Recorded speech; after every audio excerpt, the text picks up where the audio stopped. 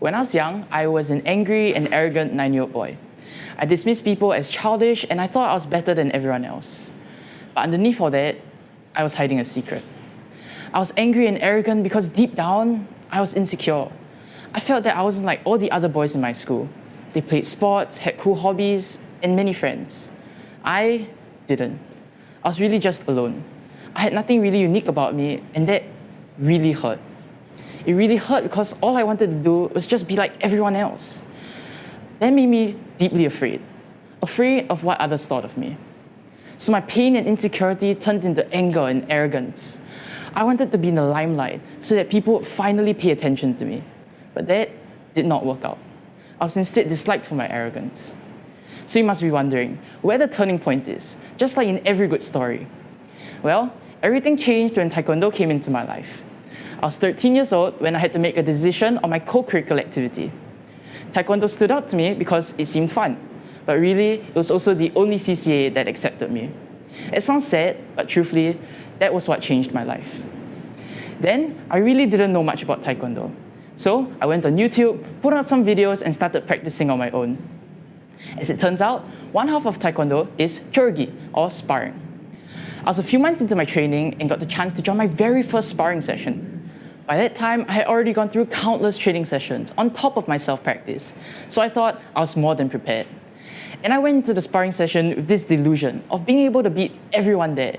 Seems crazy, right? I mean, imagine a white belt beating a black belt?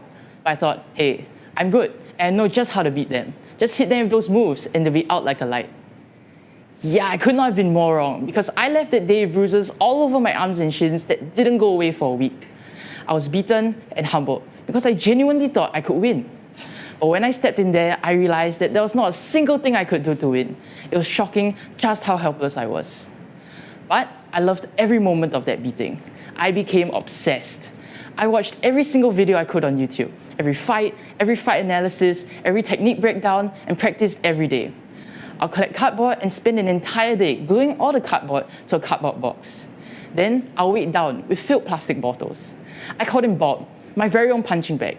On a budget, I'll put Bob on my bed and kick him every day until he eventually tore in half. Then I just made more Bobs.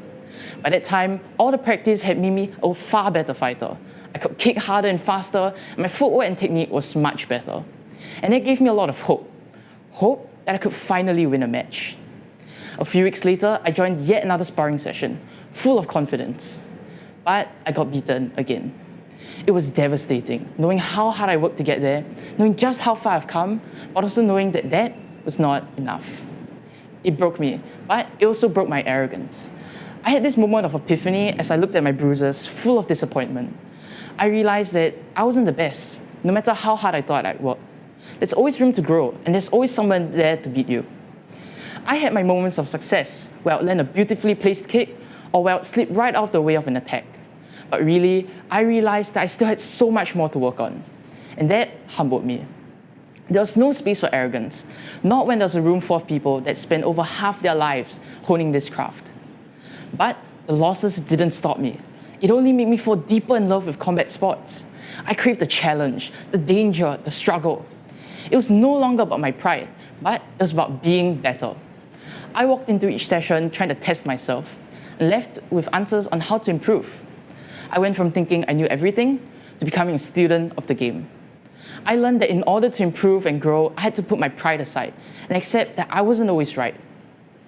So one of my favorite parts of combat sports is that everyone has their own style, their own way of fighting, even within the same sport. People even had their own ways of throwing the same kicks or punches. Everyone was unique, had their own weapons and openings. So I then asked myself a very simple question. What's your style? Oh, that stumped me. I did a lot of self-reflection and spent a lot of time thinking about what set me apart from other people. I mean, I know I'm not the tallest fighter, not the most powerful, not the most technical, and not exceptionally good at kicking or punching. I didn't even have the cleanest footwork. So what am I good at? Yeah, I still don't really know what it is. But it wasn't all in vain, because all that self-reflection had worked its way into my life. I began thinking a lot about what were my strengths and weaknesses as a person. I thought very deeply about how I was different from my friends, and I realized that I was very different from my friends. Not everyone is as hardworking or as confident as me, But I'm also not as smart or as artistic as my friends. So just like in my sport, I had my own style, my own weapons and openings. So whatever I thought about myself that stemmed from my insecurities were completely wrong. I did have things that were really unique about me and things that set me apart, even if they didn't show themselves through cool hobbies, being popular, or playing any sports. Knowing my strengths gave me the chance to be proud of myself. Knowing my weaknesses helped plot the path towards being better. Knowing myself gave me confidence. It gave me the strength to embrace who I truly was. But even all these years after falling in love with martial arts and my insecurities slowly going away, there's always this lingering need to be noticed. I craved the attention. I wanted to be praised for my successes. I wanted to be put in the spotlight and applauded for when I won. So fast forward again, and I'm now 15, and I finally got my black belt in Taekwondo. And I spend most training sessions along with the other black belts, teaching our juniors how to improve, just as the black belts did for me. It's not always easy, especially on bad days. But this new tutorship did teach me something important. As I saw my juniors improving, becoming more confident, and taking on the path I saw myself on 3 years ago, I realized that true happiness and accomplishment did not come from the roar of people's applauses for me. It came in the form of a roar of applause for the people I helped. It came in the form of seeing them grow, improve, and becoming their own. I won a gold medal this year, and my heart didn't skip a beat. But it was filled with pride when I saw my junior kicking using a technique I had taught him a week prior.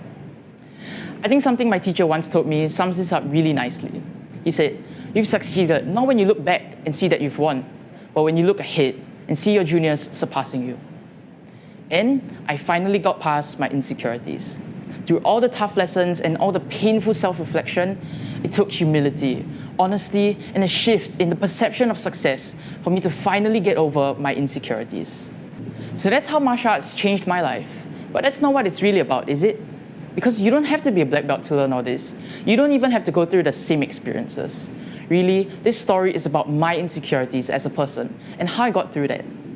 But insecurity is difficult. It's bitter and ugly. It's damaging and leads you to do very foolish or very harmful things. But it's painful to grow from and painful to talk about because it takes a lot of understanding that you are wrong. It takes a lot of self-reflection and digging out the ugly truth. And sometimes, the truth hurts.